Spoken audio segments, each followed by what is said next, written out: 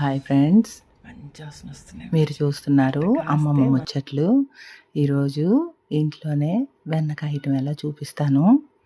ముందు మజ్జిగ చిలికి వెన్న తీసేసి ఆ వెన్న అప్పటికప్పుడే ఫ్రెష్గా 3 రోజులదండి వెన్న కాసేసాను.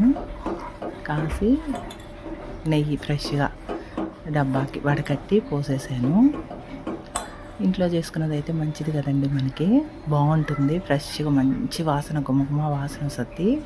ఆ నెయ్యి కాసేటప్పుడు ఒక తమలపాకు కానేసి దించుకొని చల్లారిన తర్వాత వడకట్టుకున్నామంటే బాగుంటుందండి నెయ్యి. పిల్లలకు కూడా ఇంట్లో చేసిన నెయ్యి వేస్తే మంచిది. మనకి వీలైనంత వరకు, దొరికినంత వరకు బాగుంటుంది. మీరు కూడా చేసుకోండి ఇంట్లోనే. దించేటప్పుడు ఒక తమలపాకు వేసి దించండి, బాగుంటుంది. నెయ్యి వేసుకొని దోశ వేసుకోండి, దాంట్లో ఉసిరికాయ పచ్చడి వేసుకొని నెయ్యి వేసుకొని తినండి, సూపర్గా ఉంటుంది. గుమగుమ. దాంట్లో కారం వేసుకోవచ్చు, చట్నీ వేసుకోవచ్చు, ఉసిరికాయ పచ్చడి వేసుకోవచ్చు, మన ఇష్టం అండి, ఏమైనా వేసుకోవచ్చు.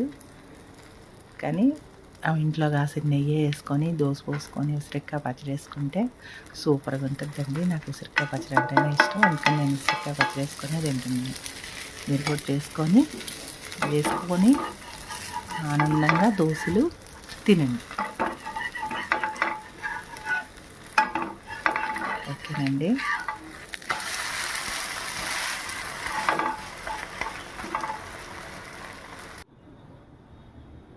చూసారు కదండి, ఉసిరికాయ పచ్చడి దోశలు తెచ్చుకున్నాను. ఆ ఉసిరికాయ పచ్చడి మీద నెయ్యి వేసుకుంటే ఇంకా సూపర్గా ఉంటుంది. చూడండి ఎంత బాగుందో నెయ్యి.